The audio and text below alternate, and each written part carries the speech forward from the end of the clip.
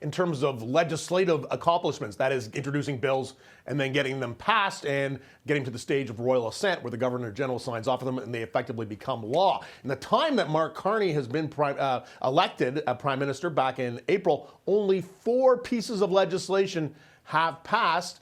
And as you note, only one of them in this fall session. So that's not a very good record. Part of the reason for that, of course, is we are in a minority parliament.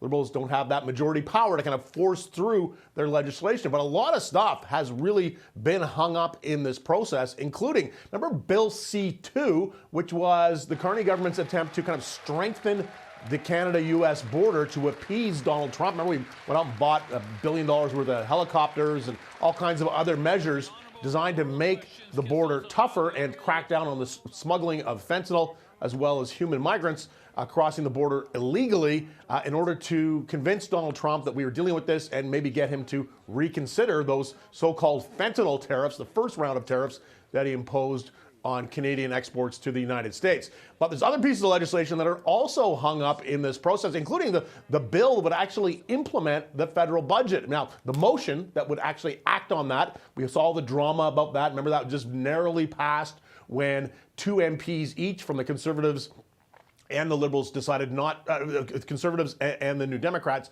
decided not to vote on that, and that allowed that bill to squeak through, or that motion to squeak through. The actual legislation that sort of enshrines some of those measures in law is still hung up. Only yesterday got sent to second reading. That means to a referral to a committee stage that's going to be studied even further. So the actual bill is not going to come into law sometime until January, February, maybe even March, keeping in mind that usually governments introduce their budgets in the spring, and of course MPs are eager to knock off in the spring for the summer, so those things get passed a lot quicker. In this case, though, it is on hold. Lots of finger pointing back and forth, and this is kind of a regular feature of that happens in the House of Commons right before a major break in the spring or at Christmas time. MPs blaming each other parties for slowing things down. So take a listen to 3 samples of that. The first for Steve McKinnon, the Liberal House Leader. He's the guy who's responsible for shepherding this legislation through, making sure they have the votes to get this legislation passed. Then the Opposition House Leader, Conservative House Leader, Andrew Scheer, and Don Davies, the interim NDP Leader. Listen to what they said about what is causing these delays in Parliament. We've accomplished an incredible amount. We've tabled a very historic budget, accompanied by legislation to implement it. We've cut taxes for Canadians. We've tried to make life more affordable, tried to keep our streets safer. We've made a lot of progress on a lot of bills. We'd like to get a few of them over the finish line. That's going to require the opposition collaborating with us by frankly stopping the delay tactics. We hope that when the House resumes in the new year, that Liberals will have a change of heart. Maybe their New Year's resolution could be to take their job seriously and to work on behalf of all Canadians. Thank you. Well, 4 bills in 8 months doesn't scream success to me.